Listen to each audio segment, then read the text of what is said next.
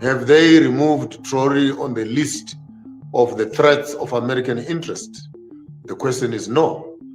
Traoré is still a threat. And when you are a threat, they open a file on you.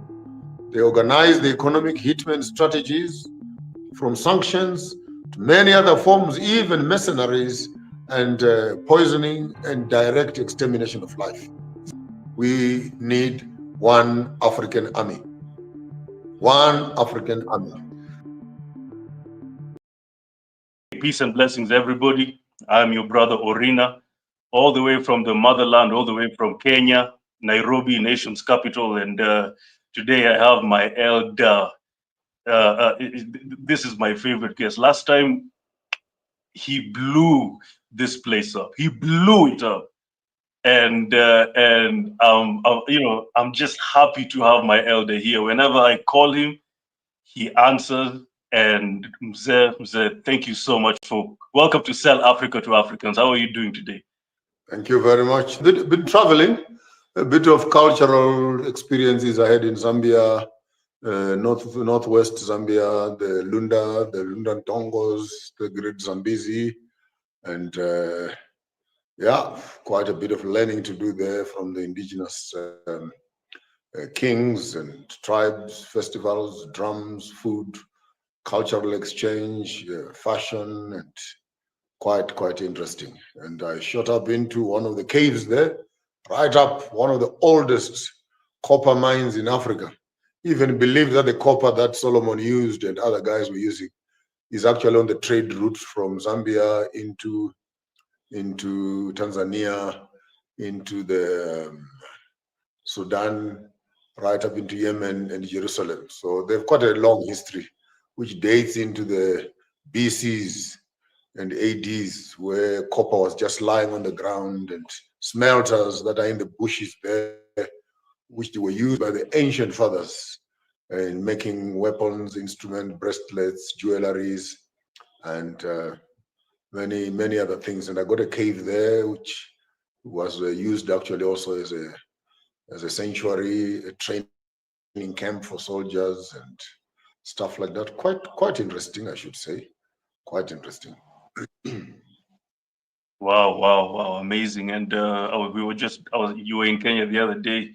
You blew the whole place up when it comes to the talks between Trump and Putin. We'll get to that later. But you know, yesterday was the Honorable Marcus Mosiah Garvey's solar return. Was born 138 years ago. We're still celebrating Garvey. I guess my first question to you, Mzee, is what does Marcus Garvey mean to you as we celebrate 138 years of Garvey's legacy? Marcus Garvey for me represents the generation of thinking Africans. The advantage is that he was educated in the ways of the West. He understood the system and he challenged the system vigorously. However, the problem that we've always faced is that we have separated our politics, our economics, and our culture.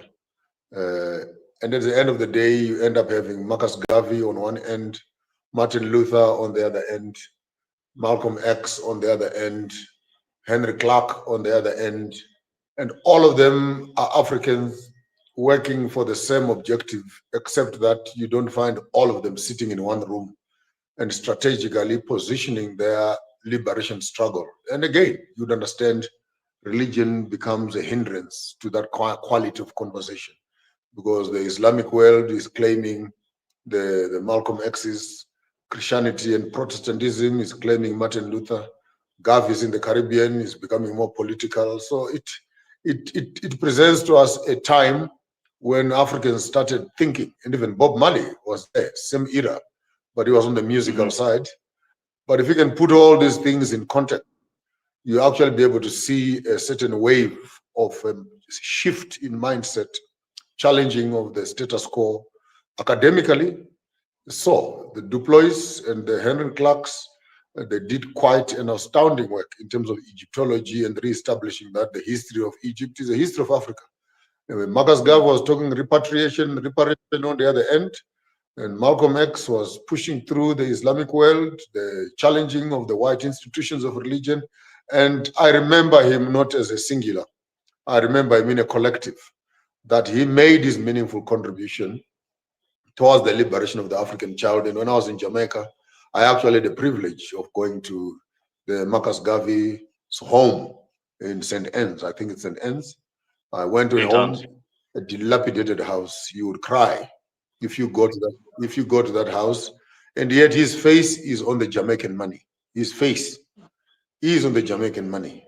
But the Jamaican government does not even give a slightest amount of support, preservation of such a huge historical figure.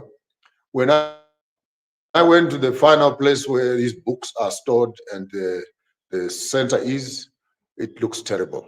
The statue is still there. The grass is overgrown. It is just like a junkyard. The building itself, I was there. The windows are broken. Benches are broken inside, except a small little corner on the first floor, which still have some cabinets that are there, and a few glass things and a chair, of course, and few pictures of Marcus Garvey. It's a legacy and a history that is dissipating right in front of our eyes. And maybe this is why sometimes when I travel, I decide to get to certain places so that I don't have to speak like I'm gossiping. You can put this video out to the Jamaican government. It's a shame. You can put this video out to the British community, the Marcus Garvey centers, both in Europe and in America. It's a shame that we love talking and fantasizing, glorifying and pontificating figures when they are dead. But in their lives, we never respected them. Even in their death, we don't honor them. I remember him as a man who lived a lonely life, a man who fought very hard, a man whom the system destroyed. He had built up businesses, he had bought ships to move people back to Africa. Then before we noticed it, he was wrapped up in some governmental entanglement, including criminal charges and what. The man dies with almost next to nothing.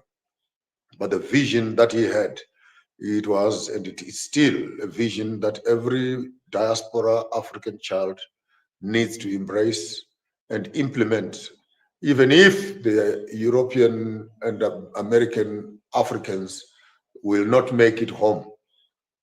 But coming home to visit must become possible. Visitations from the Caribbean to Africa, we need a direct flight from the Caribbean. To date, when I was coming back from Jamaica, it took me 36 hours to come from Jamaica into South Africa. We went via Brazil, Vananculus, and short back. And all the flights coming from the Caribbean, you must go via New York first and pay your taxes. Go via Frankfurt, pay taxes, or go via Middle East and pay taxes. During slave trade, we had straight flights or straight ships. Here, from here to St. Helena here, it's about 2.5, 3 hours. From here to the Caribbean, straight flight will not take you more than 5 hours. But there is no straight flight to date from the Caribbean to the African continent. And I'll give you the reason. Because the white monopoly capital is fully aware that should there be an open, quick access of the Caribbean world and the African world, these Africans may just unite. May they will start sharing schools. They might start doing sports together. Together without us. And they are guarding that space very jealously to make sure that the Africans don't unite. Marcus Garvey had a vision. It must be implemented. I thank you. Wow. I didn't even know that, they're not even maintaining the memorial and the place in Jamaica. It breaks my heart. As a Garveyite, it really breaks my heart to hear that. Yeah. Anyway, I think that's why we travel. That's why we must see, and I think that we must visit these places. And if we have ability and capacity to preserve these dreams, take some of the literature that is in there, of course, without abusing the family, print those copies, leave the royalties with the family. But some of his great writings, I think they need to form the basics of African education, particularly when it comes to the decolonization of the mind and appreciation of the era that he lived in. And maybe we can also reflect and say, are some of those problems and challenges that Garvey was facing, have they been resolved? And if they are not, what are the problems? And if they are being resolved, how are they being resolved? And ultimately, if that vision and dream is achieved and accomplished, it will rebuild the Africa that we want, making the Caribbean nations part of the 54 states of Africa Union. I think we can collect that to have a complete circle of Africans, both in diaspora and on mainland, coming up with the formation. So every time we talk about African unity, we must never forget that the African unity means Africans around the globe. And I think a unity for one is a unity for all. As such, the preservation of that memory keeps the dream alive. Yes. If we can segue into what's happening, with the latest with Traore. Well, since we talked, a lot has happened. So Langley has been demoted in AFRICOM, and they've replaced him with a white boy. I'm always forgetting his name. And well, if you ask me, I think that Langley was demoted because he failed. I think he was put there to take down Captain President Ibrahim Traore, and he handled it poorly. And I think that's why he was demoted, and they promoted this white boy to actually do the job. God forbid. I don't want anything to do with I don't want anything to happen to our captain, but the way I'm seeing, that's why they put this white boy. What do you think about that? You can never trust a thief, and every time you share a meal with a thief, you must count your teeth, and when he shakes your hand, you must count your fingers after he's done with you. Whether he was demoted or he was promoted, I don't care. The American army is a huge demonic evil system. They maybe did not demote him, maybe they just gave him a new office, but still with the same mandate to work in another department. So the moving up and down of Langley is not the issue. The question is, has America changed its position in terms of strategizing, using evil techniques of doing regime change? Have they removed Traoré on the list of the threats of American interest? The question is no. Traoré is still a threat. And when you are a threat, the FBI and the CIA, they open a file on you. They organize the economic hitman strategies, economic issues, NGO issues, neighboring countries, internal policies, external policies, immigrations. The strategies are vast, from sanctions to many other forms, even mercenaries and poisoning and direct extermination of life. It's a full program that is all inclusive. So ever since the removal of Langley, I have not had any American policy shift in terms of their interests in Burkina Faso and the Sahel states. So the program is still there, alive and well, and Americans are that evil. In actual fact, the strategy does not change. It's just the administrations that they change.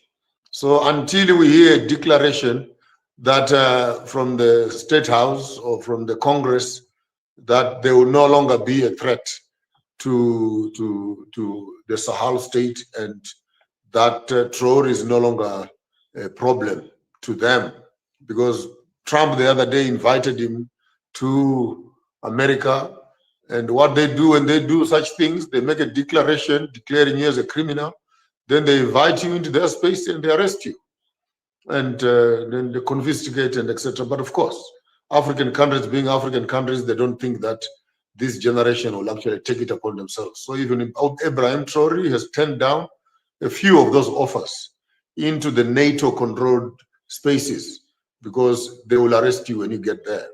So it's immaterial whether Langley was demoted or he was repositioned. And the new white boy that came there, maybe who is more ruthless, maybe who is more subtle, maybe who has more precision, he has been employed. But the question is that he has been employed to do what? Still, to run the AFRICOM office. And what is AFRICOM? Where is the headquarters of AFRICOM? What are their objectives? Where are their camps? What are they doing in Africa? How many camps are they running? How many governments are they targeting? How much of the military strategies have they put into place? What are the economic policies that they've instituted? And what is their mandate to each and every one of these African leaders who are deemed to be a nuisance to the American public interest, whatever those interests are? So AFRICOM is still here, alive and well, with a new leader, maybe with a new strategy, maybe with a new plan, maybe with a new mandate. But as far as I'm sitting right here, I've not heard any adjustment of their policy as far as protecting American interests and not allowing any person on the face of the earth to obstruct them as Americans to have what they want at any cost. Yeah, absolutely. And basically, I think that they're tiptoeing in this a bit because, you know, Mzee, I think they didn't expect the various people in Africa to protest and to stand in solidarity with Traore, and even Africans in the diaspora to stand in solidarity with Traore with the various protests and demonstrations that were happening.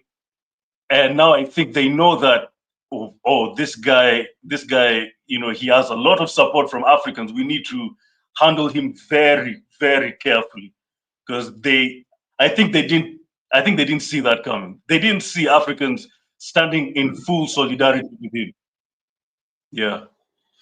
It must be put in context that you young people, maybe part of your research also is to get on your net and find out how many countries in Africa are actually doing military cooperations, training with America. You may want to find out how many military bases of America do we have in Africa. And in the backdrop of that, you may want to find out why are those military bases positioned where they are positioned. I know for sure one of the biggest military camps is in Djibouti, which is strategically positioned to manage that whole entire Arab, Africa, North Africa sort of space. Of a huge military base in Djibouti. And they've been trying around some of the Sahel states, including Nigeria, so that they can also monitor part of the nation. They tried something down in South Africa here, around Botswana, and I'm glad President Boko has come out to clarify the eviction of that. And we also see that in other African countries, these French military bases, Portuguese military bases are being closed down, and people are coming together. This leads us to that uncomfortable conversation, which I'm starting to shout a little bit more. We need one African army. One African army, which then will mean that from each country, we can take our 5, 10, 15,000 soldiers per country. That already gives us more than 500,000, if not 1.5 soldiers standing strong. And they can take their guns and march the borders of Africa. Protect Africa from the foreigners that are coming through the land and make sure that those guns are not pointing at each other, but pointing at our enemies. With the one army, we can be able to get rid of these Americans. We can be able to silence the wars in Sudan, the wars in Somalia, the wars in Congo. And because a consolidated army will then have access to the sea, access to the land, and access to the air. That gives us point number 2. We need one satellite. All African presidents, put your monies together. $10 per country. Buy a satellite, put it in Africa. Free education, free internet for the people, and on top of that, of course, the element of security. We can also begin to do surveillances of our skies and our weapons and our anti-air missiles and other things. You cannot tell me that 54 countries amongst us, we even fail to make one nuclear bomb and make one gun that can shoot some aeroplanes. Yes, it's still primitive, but in unity we can grow. Above all the raw materials for making these weapons and instruments of war, we have everything on the continent. So it may mean again, pillar number 3, where education, training must come into place so that our students can now start learning how to become technologically competent so that we can challenge the rest of the world. And we are not ashamed to say this, because even right now, our black children are part of the Western system. They are in these schools. Yeah. Some of them are the best technicians in those spaces. Look at the cell phones that we did, the decoding of codes for the flights to the moon, who did the mathematical formulas, those black girls who have been doing marvelous work. And all these professors that Africa is released from Massachusetts to Oxford to Cambridge they're all Africans, children who are now actually running these institutions in the West. So the question is, how do we harness that education to fit into technology, to fit into military intelligence, to fit into communications? And then we can begin to talk about the American problem. Because the one who has more data, more information, more satellite on you, even if you say you're a sovereign country, but they're supervising you without your permission. And they can do whatever they want to do. Africa is like a house that has a wall, but there's no door. Yeah. You know? So what's the use of the wall when actually there's no gate? It's the whole sky is open. The whole sky is open. Those that have money and satellites and drones, that's why Elon Musk is so eager to be selling free internet to Africa. And people think it's about internet. No, it's not about internet. It's security. It's surveillance. Once my satellite is on top of your country, I can see everything you are doing. I can see your aeroplanes. I can see your military bases. I can see your parliaments. I can see the houses of your presidents. I can even monitor you when you're driving for your meetings, and I can bomb you whenever I want to bomb you and kill you. So America wants that role, and they don't want to lose that space of power, because then that gives them the bulldog mindset of being supervisors and big boys, head boys of this world's economy. And they get that because of the violence that they have through the military strength that they've been able to accumulate. So yes, we may need to do a research and find out how many of the African countries are having these military bases, and what can we do as young people to begin to lobby our presidents and our leaders, particularly the young leaders. When they get into power, they must not get misled. They must not get deceived by the beast, and continue keeping these treaties that have oppressed us for such a long time. We may need to do what we did with Langley and start lobbying presidents who are housing American criminals or mercenaries amongst us in the name of military exchange and education, technological exchange, and all these things. And we know it has nothing to do with that. All we can do is to wish the best. We are really observing Traore, and in a certain interview, I said that all these African presidents, who we are just criticizing every day, who are not doing a good job, who are just embarrassing Africa. I said that they should just observe what Traore is doing, and maybe they can pick something and just implement it into their countries. Like, for example, here in Kenya, Mzee, we are not doing well. Recently, I know you spoke about this, but you can also speak about it here. Kenya, we are now hosting the UN headquarters very soon. Before that, before that, the US ambassador came here and said that anything we do in Africa, we first start it in Kenya. Then some few days later, Bill Gates is launching his 8-year contraceptive technology here in Kenya. I mean, And the president is just absorbing all these things, taking them in, even though we know Bill Gates is a he's a population controlist. And I think let's first start with the UN thing before we go to Bill. Well, this is first of all, what do you think about this move that Ruto just made? It's amazing. It's amazing that you are going to be having the headquarters of the UN, but you are not going to control the UN. You don't even have a seat on the Security Council of the UN. So what are the benefits of having the headquarters of the UN in your country, yet you don't even have control and power over the same institution?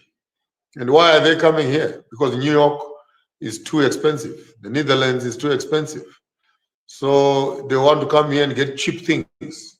And when they come here, when the UN comes here, please cut this piece of the video and keep it, because you're going to need it for a very, very long time.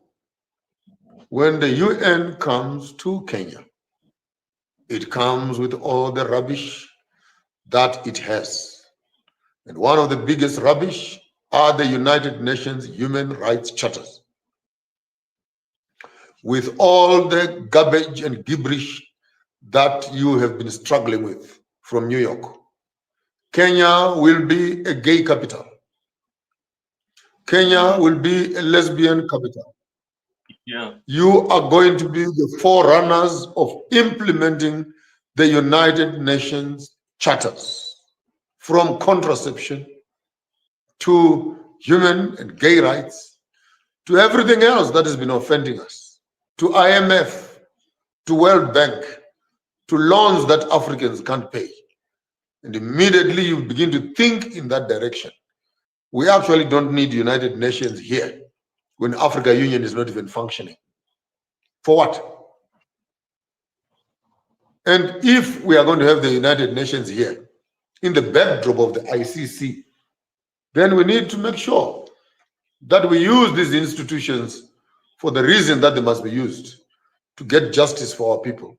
The Mau Mau, the Maji Maji, the Chimrengas, Mkonto Wesizwe, the heads of Namibia, the bodies of Congo, the human rights breakages of Somalia, the refugees of Ethiopia and Eritrea, the hunger, starvation, the GMOs, genetically modified foods, all these things that have been causing Africa stress. So are you sure, yes, Kenya, that you want to house the very snake in your house that has been biting you all along? When all these wars were being fought in Africa, tell me one single thing that United Nations has done. These are the brothers of the same colonizers who were oppressing us. So can I ask you the question, why are you coming here? You abuse me and then you want to come and have your house in my house? To protect me from who? To protect me from who? From yourself. You are the abuser. Now come and stay in my house. To protect me from yourself. And I think you as young people, if the Gen Zs were alive in Kenya, I would actually challenge you to say, stand up. Stand up and be counted. This is an experiment. It has not yet been proved. We don't know the side effects. We don't know the ingredients of those vaccinations. 8 years of no children. You tell me that 8 years, you want to control what people do and what people do with their lives. You even want to control what is inside our underwear. That's how rude and arrogant you are. And if you wanted to do population control, why not go to India? Why not go to America and control it there? No, your population must grow, but ours must shrink. Yours must continue to grow, so that in another 10, 15 years, and imagine just for 8 years, Kenya's birth rate drops to 5 or 10, 15%. You have lost a whole generation, 30 years to repair on that. There will be a time, another 10, 15 years from now, when your age group will no longer have the young people who are the future, and you'll have all the old people who are too tired to think and too tired to fight. And once you have that gap of growth, look at Italy. It's literally shrinking. 70% of the people are retirement and going to the grave. What do you do with old people when all they want is retirement? Those cities are collapsing. There's no more energy to work in the economy, innovation, and etc. So young people in Kenya, please say no to Bill Gates. Start campaigns. And if your president is doing so, ask me a question. Did Ruto go to the parliament and table the Bill Gates bill and allow the people that elected him into power to debate if they want this vaccination, yes or no? I'll give you for free. So Ruto is doing what he wants to do because you put him in power. Now, that's where power becomes corrupt, because you begin to think that you are more powerful than the people who put you in power. Even this issue of the United Nations coming to Kenya, did we have a motion passed in parliament where the nation is debating, do we want this in the country, yes or no? Maybe it happened, I don't know. But if people have entrusted you with authority to make decisions, can you also come back and consult them? Particularly when you're making decisions that will not only impact you, but impact the nation and the neighboring countries, and worse still, that impact the entire African continent. Are you so happy as Kenya to be called the head boys of all innovations and inventions, even the evil ones? Are you so excited to think that the white man likes Kenya so much that they will make your economy stable so that they can destabilize all of us? And you are all happy to run around as Kenyans that no, we are the brightest on the continent. You have actually become the most stupid in the continent. Your wisdom has made you fools. Yeah. Too clever for nothing. You have become too clever with poison.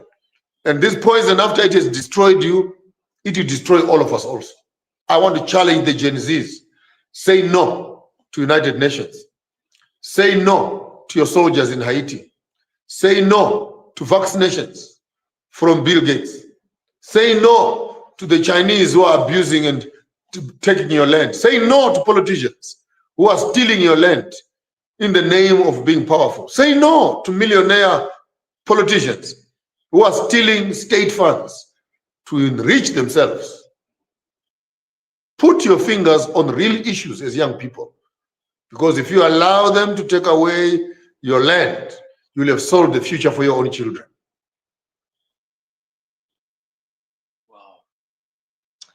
Wow. And anytime I get to a public forum and speak to young Kenyans, because I'm a Gen Z as well, I normally tell them, because Gen Zs are so agitated about the bad leadership here in Kenya. And I say, fine, we should focus on that. But as we are focusing on that, let's put the same energy, or probably even more, on the puppeteers. And now this Bill Gates thing is happening. This UN thing is happening, and I'm not seeing any protests. People, and it just goes to show you that here in Kenya, we still don't have that. We are not conscious enough to know the workings of white supremacy and how it works. I want to ask you a simple question, which you must take to the other young people. We build it into a status. When Bill Gates is vaccinating these women, who benefits from that program? How much will it cost Kenya in the short term, in the medium term, and in the long term? And maybe while you're still on it, find out what kind of agreement has your president signed with Bill Gates, which you don't know. You don't know as civilians. Yeah. What is it that they've given him? What is it? If he has been given nothing, he must come out and say, I've not received anything. And if you have not received anything, for what benefit is this program that you're talking about? Who wants to vaccinate cows and sterilize cows in Africa? We have been here for longer than the white people. We have a long history, millenniums and millenniums over. You cannot come to Africa right now and say you have solutions for Africa. What solutions? Profitable solutions. Maybe he can answer first for COVID. Same Bill Gates. He can answer for COVID. What did he do with all the money from COVID? So you kill us during COVID, you've made some profit. You want to come back and say you're donating that money back to us. Who is a fool here? Who is fooling a who here? You steal my cows, you go and sell them and come back and say you are donating cows to me. Bill Gates is donating 79 billion to Africa, and some stupid little Africans get excited. Oh, he's bringing development. What development? He steals from you. You bury your uncle and he's giving you vaccinations, makes money out of you, comes back and he's donating the same money. Blood money. You can't sell our consciences at a level of foolishness like that. He wants to make some mosquitoes out of drones and mosquitoes that can be running around and injecting people. And of course, amongst us, we have these young people who are IT junkies, who are so excited about some of these ideas. And you don't know these mosquitoes are actually a whole military base. So what happens if they release 50 million mosquitoes and then they bite all of you and they kill you? What are you going to do? What are you going to do? You give him an army base of mosquitoes. And if they vaccinate these cattle, what are they? They want to put the MNR thing again. They want to, the same thing, the same chemicals they wanted to put in us during vaccination. Now they are putting it into the meat, so that when they are putting it into the contraception by force, so that ultimately you can actually have these robotic human beings who are clotted with heavy metals, and these chemicals are able to assemble themselves in your body. It's like a magnet, so they can actually make a chip in your body without you knowing. What is this all about? Honestly speaking, what is this all about? If he wants to vaccinate himself, Bill Gates, for crying out loud, he can vaccinate his ears and his head and his bum and leave us alone. We're okay here. You vaccinate us for what? What do you want? A murderer of the highest note. He can vaccinate his wife and children and vaccinate himself and his friends in the pharmaceuticals there. We're not sick at all. We're not sick. We are doing just fine. We are doing just fine. Yeah. Without him, actually, we are just okay. And if we see any African president becoming too comfortable with Bill Gates, we will start these campaigns to decampaign them from power. I'll put my words where my mouth is. If it means that the pharmaceutical companies get rid of us, so be it. But they will kill me shouting. I will not be here quiet. If these chemicals and these vaccinations, if Bill Gates was frank enough, he would bring these vaccinations to our academic institutions, to our universities. We also look at them. We learn about them. We can supplement them and see how best we can work with them. You don't bring all these things and things for free. Your governments will be paying through there. South Africa the other day ended up 500 million on COVID. Now the government is owing with interest of more than 6 to 7% per month. How much are they owing now? They've not even started paying yet. Then before we finish paying for that, another one is coming in. So is this about development or managing Africa through debt?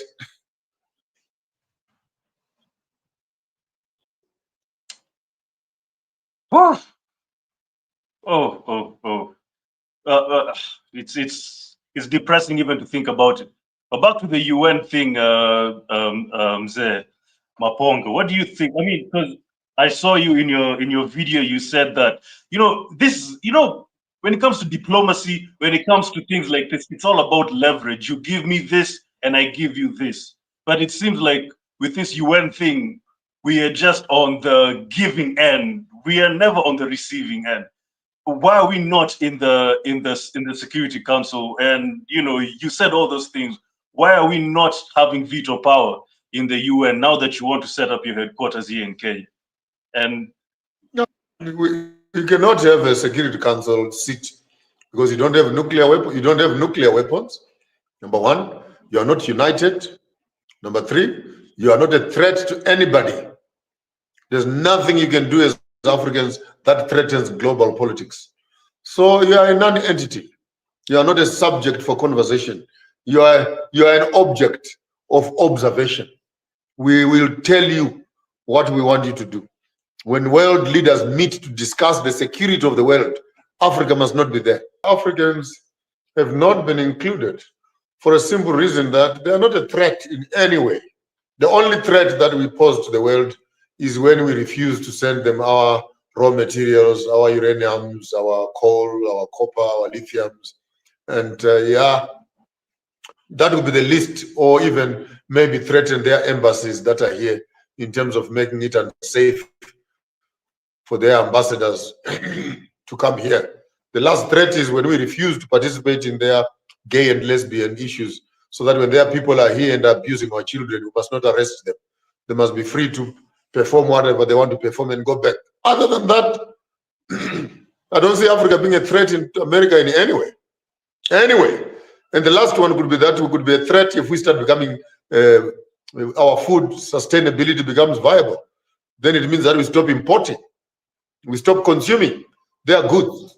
So that again hits on their economy, because you have all these food chains, the Kentuckys, the Nando's, the McDonald's, the Chicken Lickens, all these people, and because they have a treaty that all the food that they must be ate in those restaurants must be approved by FAO, which is sitting in Canada, which approves the food standards of all these chain stores.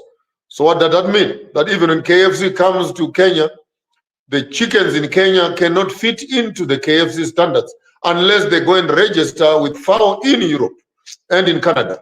So it means that the chickens will be coming from Argentina and from Canada and from themselves. You are so happy that we have Kentucky in Kenya. They've created jobs, blah, blah, blah. Pile of nonsense. Even your tomatoes and food and etc., if it does not meet the international standards, it won't make it onto their shelves of McDonald's. So there are containers that are coming in through Mombasa with frozen burgers that are being sold in the country. So it becomes a threat when you as young people finally wake up to discover this is just a circus of these bilateral multinational agreements and etc. And these things mean absolutely nothing. Because if they were really serious in terms of business, then they will be shedding off some of those contracts to our farmers, to our suppliers, so that we can fit into the food chain. But no, Argentina, Brazil, those companies have long-standing contracts with these organizations that they'll be supplying chickens for the next 10, 15, 20 years. So here you are eating chickens that were killed almost 6 months ago, and they own the sheep. So we have organizations that are not here to profit us, but to milk the resources of the country. And it is made easy when the government does not put policies in place that address the real problem. Between me and you young men, you're going to be hearing this loud and clear. Every African country that is deemed to be developing offers the best opportunity for entrepreneurship to solve those very problems that we have. Those are business opportunities. But when education does not give us the right tools to solve our problems, then our education becomes passports of escaping our own economies and going west. So our education is destroying us, because when we finish school, we are part of the problem now of the unemployed. But you went to school to study. What were you studying? And you come back with no solutions, and you add more problems to the government. We need institutions that would equip the young people with tools, solutions, funding, projects, group them together. We have a problem in Kenya. What is it? It's a problem of roads. Okay, engineers come here, set up a conglomerate. How are you going to solve this problem in the future? People discuss, people work. By the time they finish school, they are working on the project. They have water problem, solve that problem. Food security issues, work on that problem. We have solutions coming out of our institutions. Not I hereby apply for a job. I hereby. I work under pressure. I'm a team player. Yeah. So the problems are still here. The problems are still here.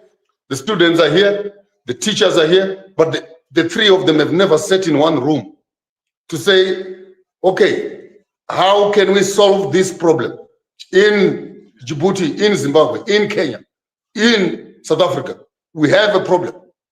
What can we do to solve it? Then you spend your 4 years studying solutions, not studying Hitler when he was born, memorizing dates of when was the war of Napoleon. What do you do with that? And they say you have failed because you can't remember the date when Napoleon was born. Then you fail. Is that education? You come back from school with your head full of birthdays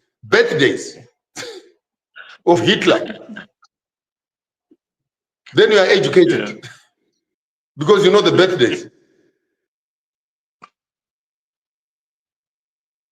Tell me what will you solve with Hitler's birthday? What problem can you solve in Africa? I agree. And so let me tell you something. I have a degree in Bachelor of Commerce Marketing, and all those years in high school and primary and even the nursery, whatever. And I still don't know how to do my taxes. I'm still learning the stock market, the stocks and bonds and everything. I mean, some of the handiwork, like you leave school and you're like, how comes I don't know how to do my taxes? Number one, I have to go to a accountant or to a specialist to do taxes for me. And such things that you should teach children from when they're young on how to master the stock market, how to do taxes, how to understand real estate. And even with Pan-Africanism and all these things that I know about our heroes, about our Pan-African heroes and white supremacy, I had to teach myself after school. So you ask yourself, what is school teaching me? And I want to add something for you there. Walk around Nairobi as much as you can. Look at small businesses. Catalog them together. Sit down and put a marketing strategy around those businesses. Take your skills and invest in these small businesses. Packaging, networks, access to market, e-platforms. Use your skills to empower other Africans. And tell me if you can develop 100 incubating businesses that you help with business cards, telephones, marketing, materials, etc., branding, packaging, and you can help 100 businesses. Tell me at the end of 3-4 years, those businesses will not afford to pay you a salary that even Microsoft cannot pay you. Now, that's investment. You have not been taught how to invest in your own people. How do you take your skills, what you already know how to, and walk up to those matatus or walk up to those people selling their furniture on the sides of the road and look at them and do a proper business model? Guys, if we are going to sell our furniture internationally, we're going to be taking containers from here to Europe. This is how we're going to package these things. This is how we're going to brand them. This is the quality that we need. And you connect those people to market. You already know how to do that. And instead of you waiting for a job to come to you, why not? And some of these people I'm telling you about are your brothers. They are your sisters. They are your cousins. In some certain cases, they're even your mothers and your fathers. It's even a shame that the money that was used to send you to school came from these primitive businesses. But all of a sudden now you don't have a job. You can't even go back to your own business, your own family business that assisted you to achieve your degree and put your skills and upscale that business. Yeah, that's heavy. You should apply your education into actionable items. I agree. Trust me. And it's so, education is really like, I heard there's an interview you did in, I don't know, in Zambia, and you were telling the interviewer, like, what does it benefit children to learn about how many legs a grasshopper has, how many legs a cockroach has, and all these things. And it's not bad to learn them. It's not bad. It's not bad. But as you're teaching them that, teach them life skills, teach them stocks, bonds, even a trade skill. Yeah, Mzee, let me tell you, even us Gen Zs, we don't know how to farm. We don't know how to dig. We don't know how to change we don't know how to fix plumbing, lighting. Like we Gen Zs, we are very I actually said when I was with Professor Lumumba that any young person who cannot feed themselves must not speak in English. Any young man who can't feed himself is not allowed to speak in English. Could you just explain that, Mzee? Explain that. Yeah. You speak in English for what?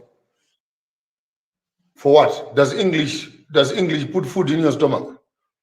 I'm saying there are better skills that you must have. Then you can speak in English, but you cannot be in the midst of hunger, busy fantasizing and speaking in English.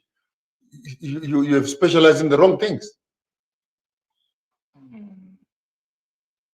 Know how to plant food. Know how to look after yourself.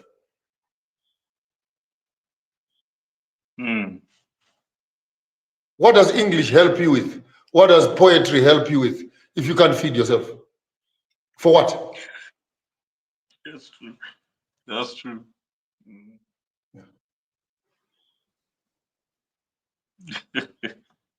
Wow. I know. And even the last episode, you said a hungry man should not speak in English.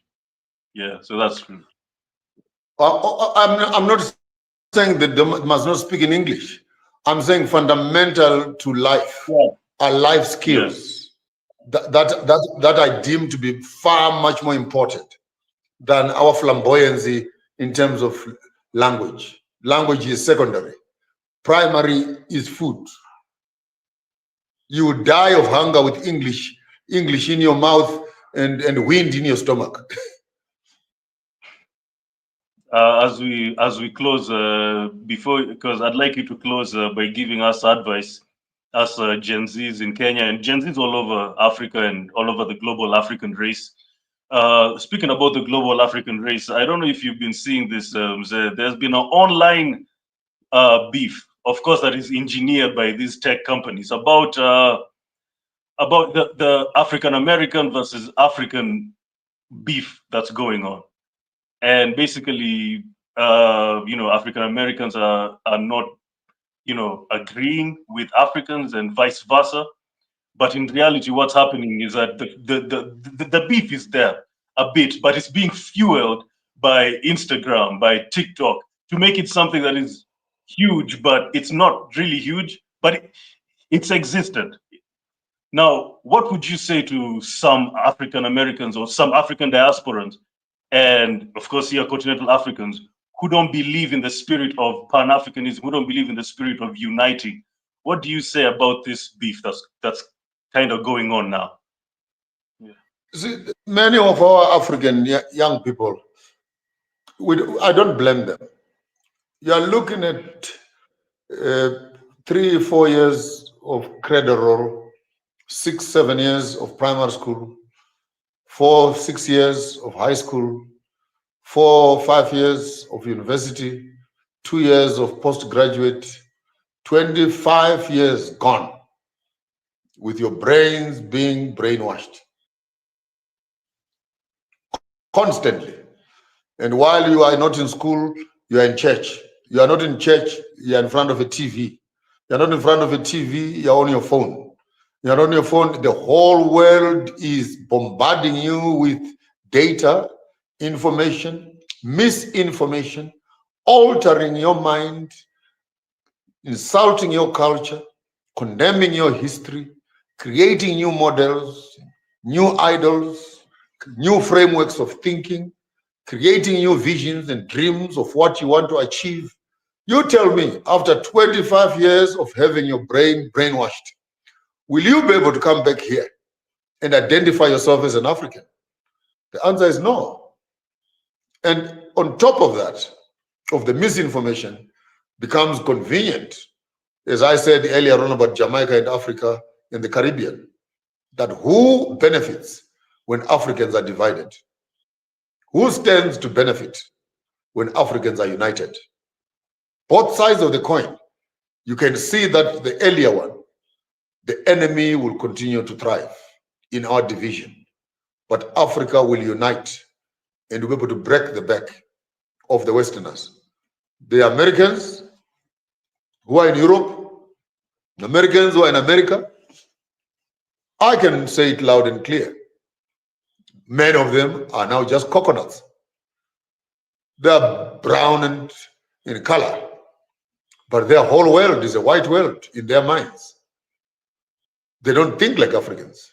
They don't feel like Africans. They don't wish for anything from Africa. They have their houses there, they have their cars, and the media that is coming out of Africa is of dilapidated people and housing, mosquitoes and flies, sewage water that is leaking everywhere, shacks and what, and they look at themselves. Surely they feel like they're better Africans than the Africans that are here. And of course, that is the Africa that CNN, BBC, Al Jazeera, they want to show the world.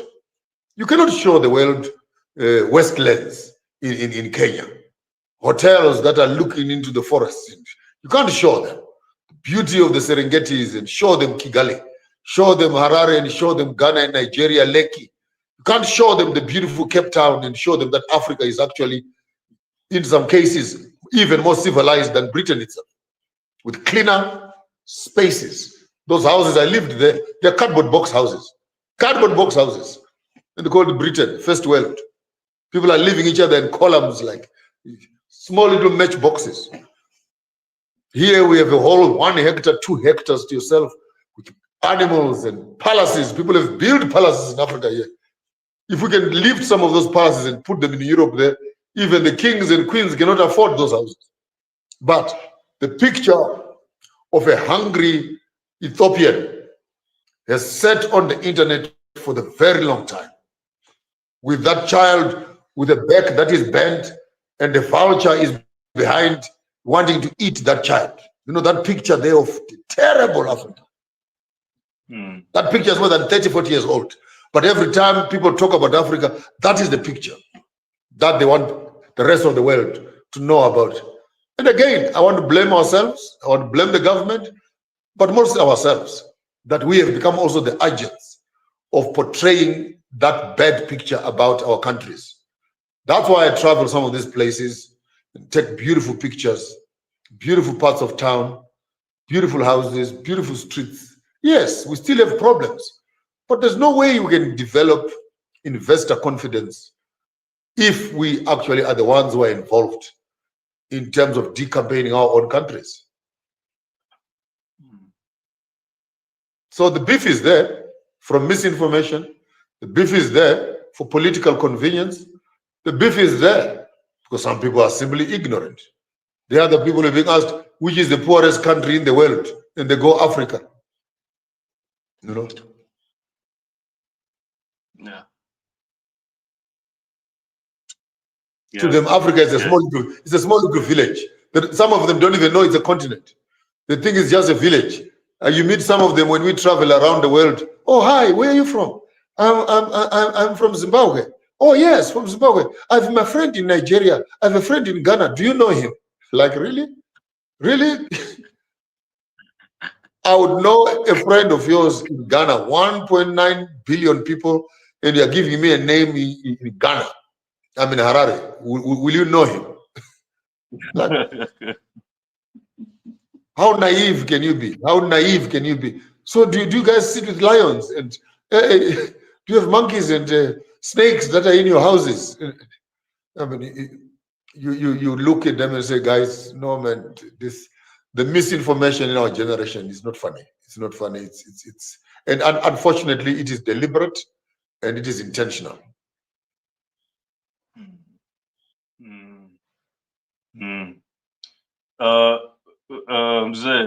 What can we do to finally unite as a global African race? What can we do? Because we need to have each other's backs. We lost an opportunity but we'll get it, we'll get it again. We lost an opportunity during our liberation struggles, because you remember during that time, Zimbabwe, Mozambique, Zambia, Malawi, Namibia, South Africa were all at war. And we managed to have our military base. All those countries I've mentioned had their military base in Tanzania. There. All those political parties, ANC, ZANU-PF, Frelimo, what, all of them. So war brought us together. But peace has separated.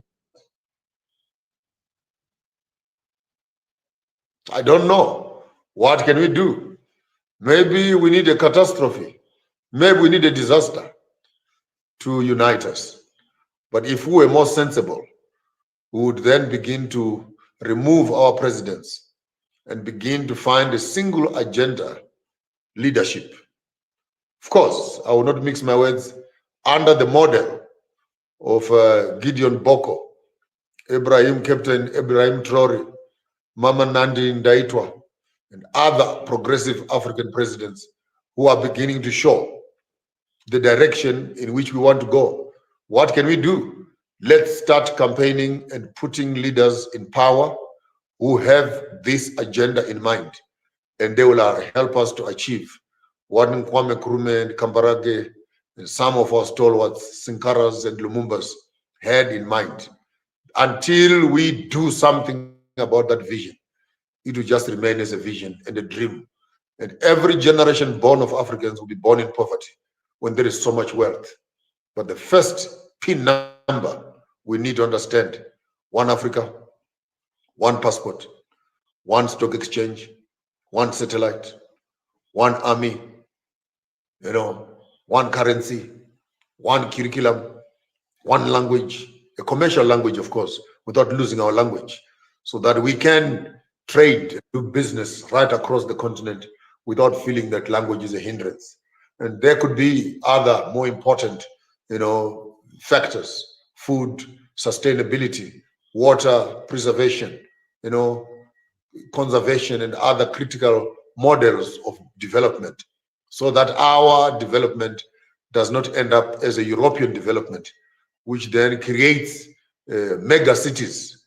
And in those mega cities, people are beginning to drink sewage water and breathing corrupt and contaminated air. So we need to come up with more progressive, organic, historical cities of the past, which could have fresh waters flowing through those cities, like in Berlin. Fresh waters flowing through our cities, like the Great Zimbabwe, where our wells could still drink from them, where our mining was ecological friendly. And these factors, for me, will speak not only of our education, but the quality and the nature of the vision that we have, and how do we want to live in that future and leave a legacy for our children. And any form of development without ecological intelligence is destruction. I thank you. Wow, Mzee, before you go, what would you like to say to Gen Zs? Because, like I said, a lot of young people look up to you. The last episode, I really got a lot of feedback from mostly young people, Gen Zs. Kenyans, especially Kenyan young people, they love you, Maponga. They love you. What can you say? Ever since we talked that day, we had a couple of protests. Tens of young people died, and it's tough. It's tough. Like, what can you say to young people all across Africa? Yeah. Be careful, particularly in Kenya. Be very, very careful, because you have already shown and demonstrated the strength you have as young people. But one weakness is amongst you right now, is that the enemy has found you again. And the Gen Zs are now divided between the Kikuyus and the Luos. We are back to that stupid little political mischief of tribalism. You must know that when Kenya succeeds, we all succeed. When Kenya fails, we all fail. Let us develop unity beyond cultural barriers. Let us not inherit the enemies of our fathers and make them our enemies also, particularly when it comes to cultural understanding. That as young people, you studied together in these colleges and universities. You grew up together with Luos and Masais, Kikuyus, and etc. How can you now, in your old age, go back and pick up the bonds of hatred from your fathers about each other and continue to destroy your own country? I would like to challenge the young people. Let's begin positive talks amongst ourselves. Let's work together positively. Let's concretize our agenda items and some of these issues that we have raised, from United Nations to Bill Gates to transformation even of the legal system itself, and make use of some of the good hands that you have, like Professor PLO, big friend of mine, a warehouse of resource of information. But I've noticed some of you young people, they don't respect him as much, but the man is loaded with data that you will need to navigate. He has the experience and the knowledge that you will need. And the best thing we can always do to achieve the future. Young people, collect the wisdom of the old people. Combine it with the energy of the youth. Nothing will stand in your way. You will achieve what you want to achieve. Stand on the shoulders of the old people. You will see far much further than philosophers on their toes. I thank you. Thank you so much. Thank you so much, Mzee. Thank you. Thank you so much. Thank you so much for your wisdom. Thank you. Thank you. Sante.